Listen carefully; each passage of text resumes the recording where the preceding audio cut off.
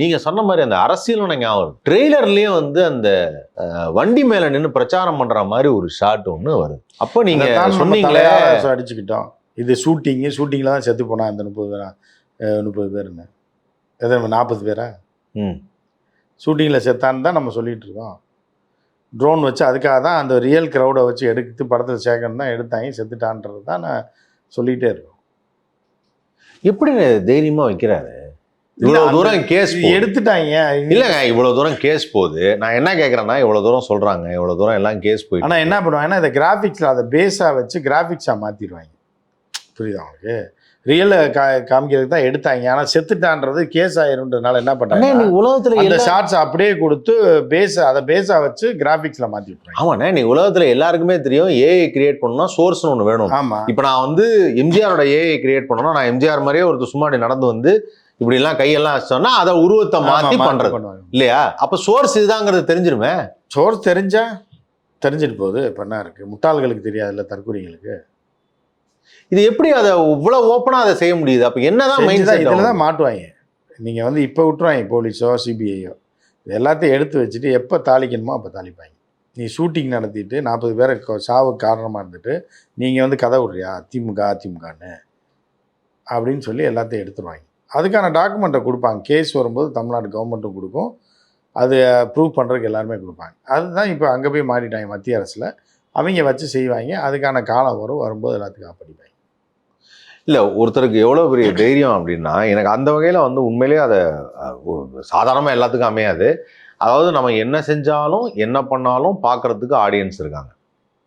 இந்த light off பண்ணி on பண்ணாருன்னு ஒரு விஷயம் சொன்னாங்க இல்லையா, அது என்னன்னா நம்மளை பார்க்குறதுக்குன்னு ஒரு கூட்டம் இருக்குது.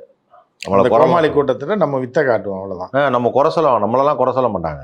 அது லைட் ஆஃப் பண்ணி ஆன் பண்ணி அப்படி பார்க்குறது அப்படின்னு சொல்லி. செத்தாலும் சாகுறேன்றானே, இங்கே செத்தா பெருமைன்றானே, அதுக்கு மேலே என்ன வேணும் உங்களுக்கு? விஜய் கூட்டத்தில் சேர்ந்தா வேர்ல்டு ஃபுல்லாக ரீச் ஆயிடுவோன்றான் ஒருத்தன். ஐயே, செத்துட்டா எப்படா ரீச் ஆகி உனக்கு என்னடா பிரச்சனை, நீயே செத்துடுற.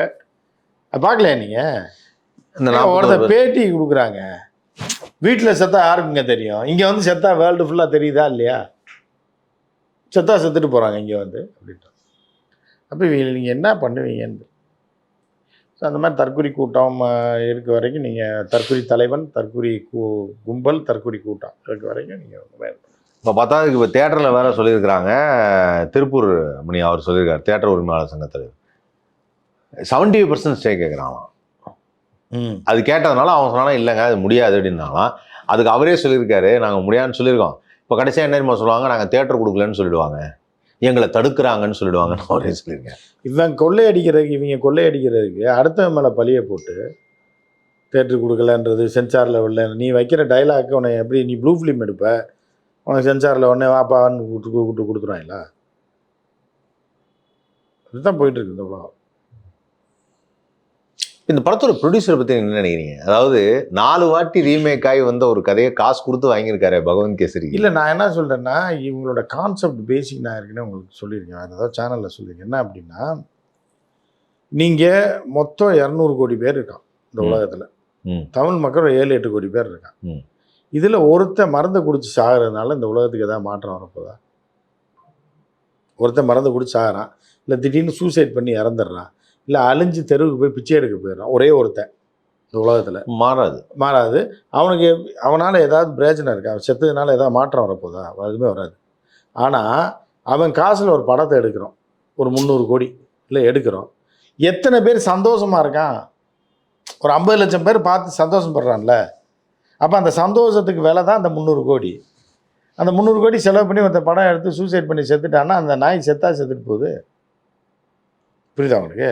ஒருத்தன் சாகுறான், ஆனால் 1 கோடி பேர் சந்தோஷமா இருக்கான்றப்ப எது முக்கியம்? நான் இந்த ப்ரொடியூசரை சொல்லலை. இல்லை, நான் என்ன கேட்குறேன்னா, ஒருத்தர் இருக்காங்க, ஓகே புரியுது, 1 கோடி பேர் சந்தோஷப்படுத்துறதுக்கு இந்த ஒருத்தன்ட்ட காசு இருக்குது.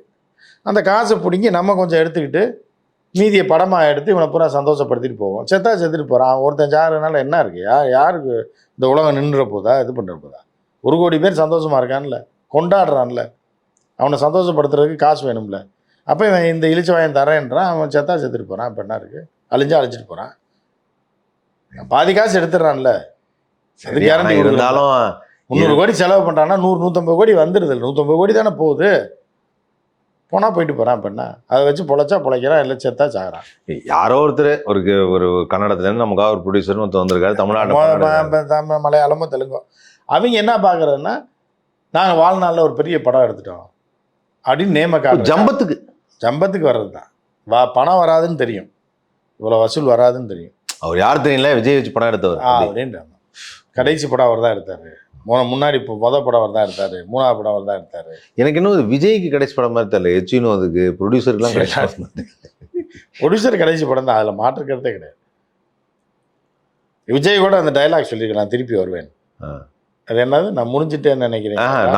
நான் தெரியுன்னா நான் வந்துட்டேன், நான் திரும்பி போகிற மாதிரிலாம் இல்லை அப்படின்னு. அதாவது என்னன்னா திரும்ப நான் படத்துக்கு போகிற மாதிரி இல்லைங்கிறத அங்கே சொல்கிறாராம். அப்படி சொல்லலை, அப்படிதான் சொல்லியிருக்காரு. சினிமா விட்டு போக மாட்டேன்னு சொல்கிறாரு. சினிமா விட்டு போக மாட்டேன், நல்லா கேளுங்க அந்த டைலாக். அவர் அப்படி சொல்லலை. அந்த டைலாக் என்ன சொல்ல, அந்த டைலாக் வந்து நான் டைலாக் மட்டும் சொல்லுங்க. திரும்பி போகிற எண்ணமே இல்லை, ஹலோ நான் வந்துட்டேன். அந்த டைலாக் நான் போடுறேன், போடுங்க. என்ன அது, என்ன நீங்கள் என்ன அதை எப்படி நீங்கள் அப்படி சொல்லலாம்? அது அவர் அப்படி சொல்லியிருக்காரு. ஜனநாயகன் அவர் வந்து இனிமே படம் நடிக்க மாட்டேங்கிறதுக்காக அதை சொல்லியிருக்காரு. திரும்பி போற ஐடியாவே இல்லை. போடுங்க.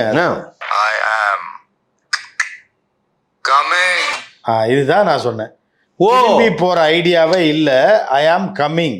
அப்படின்னா என்ன அர்த்தம்? சினிமா விட்டு போற ஐடியா இல்லை, திருப்பி ஐ ஆம் கம்மிங்கிறது தான் அதுக்கு அர்த்தம். ஆமா, அப்படிதான். நீங்க யார் வேணாலும் என்ன வேணாலும் சொல்லுங்க, நான் திரும்பி போகிற ஐடியா இல்லை, ஐ ஆம் கம்மிங் அப்படின்னா என்ன அர்த்தம்? ஒரு திரைப்படத்தில் ஒருத்தர் அப்படி சொல்கிறாருன்னா என்னங்க அர்த்தம்? திரைப்படத்துக்கு நான் வர்றேன்னு அர்த்தம். திரும்ப 2026 எண்டில் இதைத்தான் நம்ம ஆரம்பத்துலேருந்து சொல்லிக்கிட்டு இருக்கோம். நீங்கள் நம்ம அவர் வாயிலே சொல்கிறாரு, நம்புறீங்களா இல்லையா? அவர் வாயால தான் சொல்கிறாரு. ஆடியோ லான்ச் சொன்னார்ல, இதான் என்னோட கடைசி படம். அதில் சொன்னார் ட்ரெய்லர் அதுக்கப்புறம் தானே வந்துச்சு. ஆடியோ லான்ச்சுக்கு அப்புறம் ட்ரெய்லர் ரிலீஸ் பண்ணுறாங்க. எந்த ட்ரெய்லர்? இந்த ட்ரெய்லர். அதான் சொல்கிறேன், இப்போ இந்த ட்ரெய்லர் தான் சொல்லியிருக்காரு. ஐ ஆம் கம்மிங். அதான் இதில் தானே சொல்லியிருக்காரு. இல்லைண்ணா, அவர் ஆடியோ லான்ச்ன்றது பாட்டு. அப்போ அதில் சொல்லிட்டோன்னே, என்ன தலைவர் இப்படி சொல்லிட்டீங்க, நாளைக்கு எலெக்ஷனில் தோத்துடுவீங்க, ஒரு சீட்டு கூட வராது, அப்புறம் என்ன பண்ண போகிறீங்க அப்படிங்கும்போது, வீட்டுக்குள்ளே எப்படி எவ்வளோ நேரம் படுத்துருப்பீங்க அப்படிங்கும்போது, சரி ட்ரெய்லரில் அந்த டைலாகை சேர்த்துருன்னு சொல்லி உடனே போய் பேசி சேர்த்தது தான் இது. போயிடுறேன்னு நினச்சிங்களாடா, நான் திரும்ப வருவேன்டா, ஐ ஆம் கம்மிங் அப்படின்னு சொன்னது.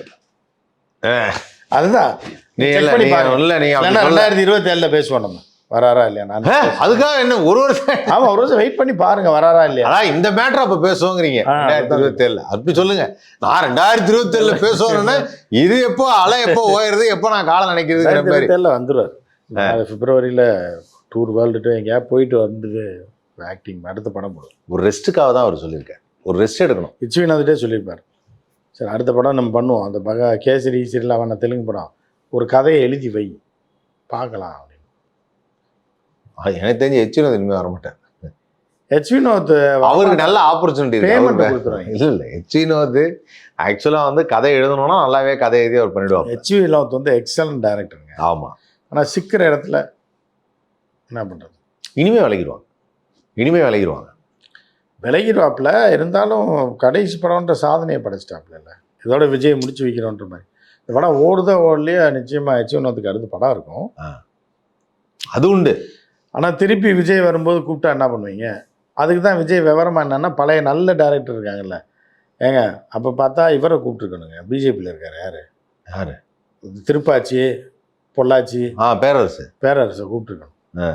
அப்போ கரண்ட்டில் ஹிட் பண்ண மட்டும் பேரரசு தான் விஜய் அடுத்த கட்டத்துக்கு கொண்டு போனது. ஆமாம், அவரை கூப்பிட்டுருக்கணும்.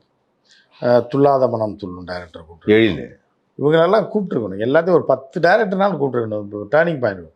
அப்போ போக போக நீங்கள் எல்லாத்தையும் மறந்துடுவீங்கன்னு அர்த்தம். கரண்ட்டில் என்ன இருக்குது அதை தான் நினைக்கிறீங்கும் போது நீங்கள் எப்படி இதாக இருக்கீங்க. இப்போ இந்த 4 பேரை எதுக்கு வச்சுருக்கேன்னா, அட்லி ஹிந்தி வரைக்கும் போயிட்டாப்புல. இப்போ நாளைக்கு திரும்ப நம்ம வந்துட்டோன்னு வைங்க, நான் தமிழ் படம் தான் நடிக்க மாட்டேன்னு, ஹிந்தி தெலுங்கு படத்தில் நடிப்பேன்னு சொல்லி ஹிந்தி நடிப்பேன்ற மாதிரி சொன்னால் என்ன பண்ணுவீங்க? அப்போ டைரக்டர் வேணும்ல.